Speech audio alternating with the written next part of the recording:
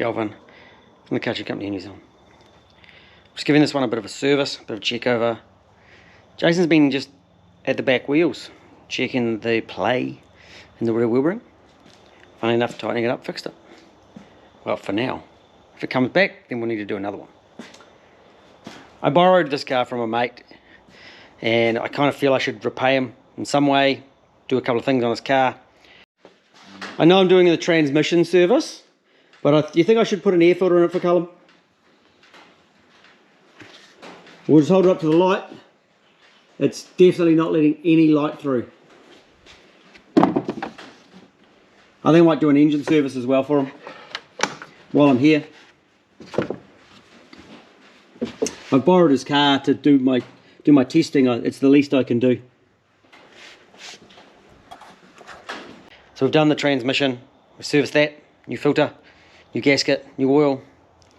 I fixed the whiny bearing up there, the wheel bearing back there, and now I'm just going to fix some oil into it, and there's an oil leak. Needs a wheel bearing as well.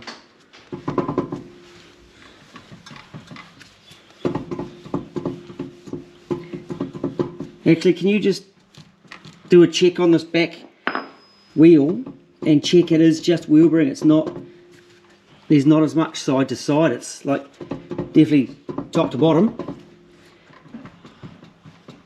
There's some side to side, but there might be something else in there as well that needs attention. Fixed. Well done. Full curb warranty? Absolutely. Tell him understands. Full curb warranty as soon as I leave the curb. Which I leave first. It isn't noisy. The weird thing is it's like had all that play, but it hasn't been noisy at all. Diagnostic tightening. And if it gets loose again, then it definitely needs to be replaced. I think we've seen how to change oil before. I've got another video of that, I think, maybe. LS430, changing the oil. We're going to check some common things like the plug in behind the alternator, and it is not leaking on this one. It looks like it's had an alternator. The alternator is really clean and tidy. It's had an oil filter change at some stage, and you can see around here there's quite a bit of oil, and there's an oil drip here. I don't like it, so we're going to fix it. There is an O-ring, double eight, and like a figure eight O-ring in here. So the oil filter's coming off. That bolt's coming off. This bracket up here for the air conditioning is coming off. Then that bolt, this bolt, and there's a bolt there underneath that stud. Those three are coming undone, and then this housing is coming off the vehicle. This is the oil pressure switch. That's going to just be removed with the housing. Up in here is the crank angle sensor. So a little bit of what's down in here. This is for the power steering.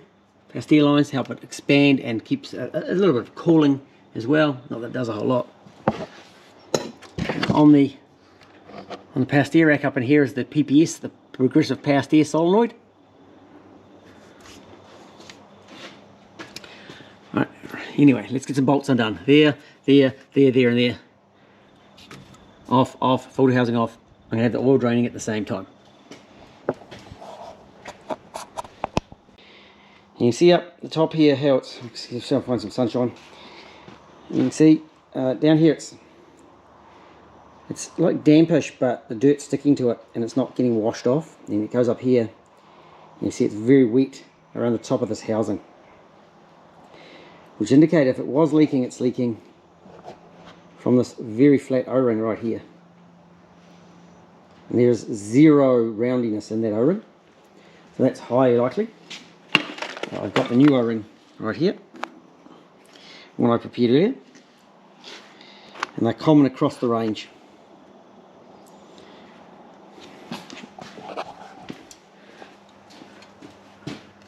So this is the oil pump. That's the outlet from the oil pump to the filter. This is the inlet back to the engine. And if I go up here, there is kind of a bit of crap at the top as well. It's quite hot still, but it's not too bad, and I think it is coming just from the upper lip of this housing, just up in here. I'll give it a clean off and a wipe off, and I'll clean the housing, and we'll slip this O-ring out while we're here. and then we'll pop it back together. Very closely at the O-rings, you'll see that one is flat now. This is the round one, it's a new one, and the old one is flat. And if we sit this in here,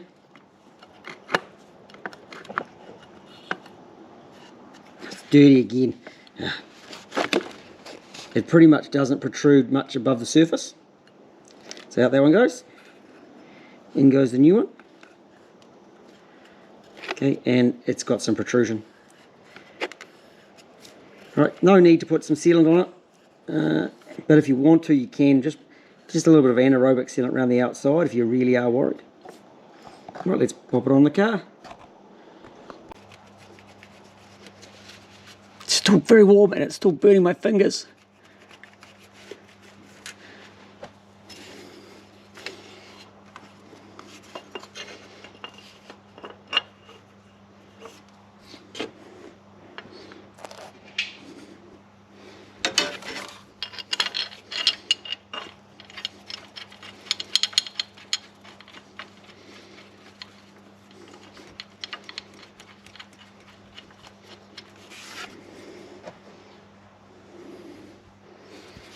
The stud piece.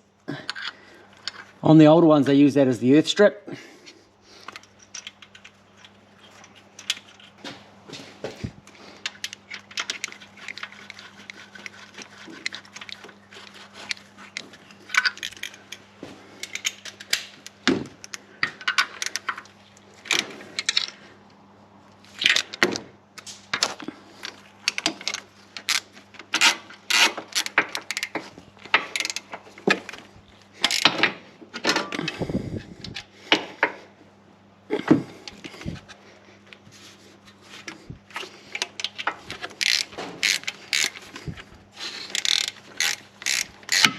Ooh, that was loud.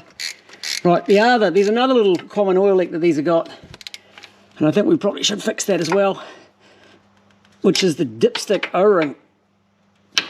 It'll probably work quite well with this one. So just torque those up appropriately.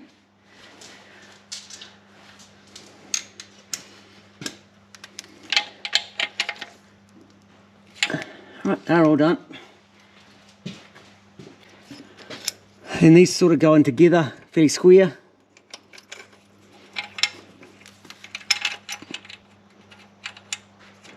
Oh, right, I'm going to do up this last bolt, and then I flick an oil filter on it. Of course, put the oil pressure switch plug back on. Sump plug on. Let's put some oil on it. Your dipstick.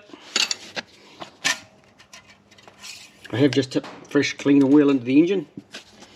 And I put my hand down here, and I follow down the dipstick, and there's a bracket.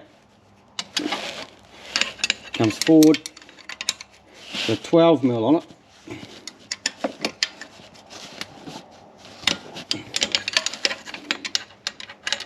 A 12mm head, I should say. It's an 8mm M8 bolt. And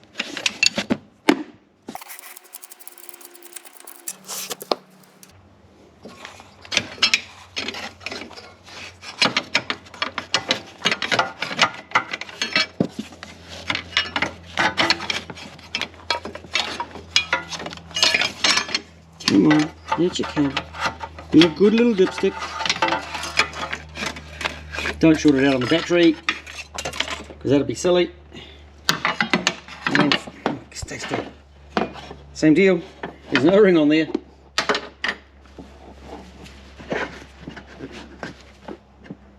And it's hard and it's flat.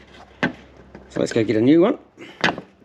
I did realise I didn't get the part number for that other fitting for you, so I'll grab that too, just as we go get this O-ring. This is the dipstick O-ring. And this is the oil filter housing gasket.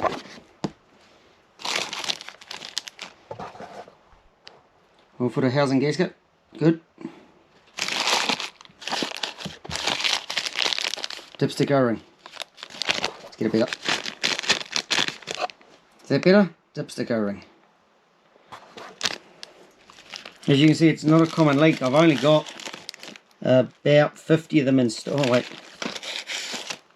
10, 20, 30, That's about 35, 44, yeah, about 50. That's they are quite a common leak given that. Okay, don't go and dry.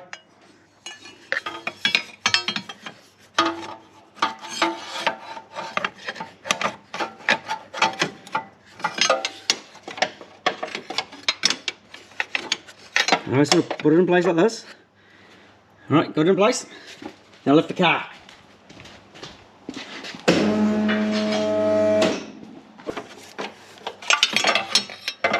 And then I just get it. Find the little hole with my fingers. Remember, it's hot, it's up quite high. It's not quite in the place you might expect it to be. Okay, so the first time you've done it, you might find it's just not quite where you'd expect it.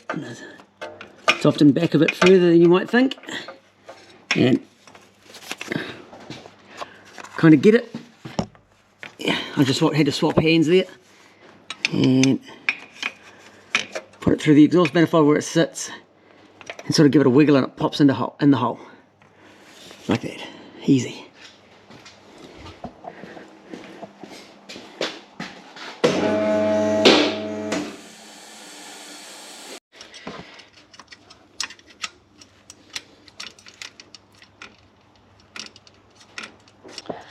So I hope this has been helpful fixing a couple of little oil leaks on the LS430. I've chucked some new oil in it. I have actually started it. One thing I don't like about the LS430s is they don't have a oil light with the key on. They have one when stuff goes wrong and it's bad, but I like to have that oil light key on just to check that the system is working. So you can actually have the oil pressure sensor fail and it won't have an oil light on the vehicle, which is kind of shitty. I don't really like it at all. Right, that's that dipstick done. Right, I'm going to check the oil level with the dipstick, give it a drive, call it done. Happy days. Hope that's been helpful. Talk to you again soon. Catch you later.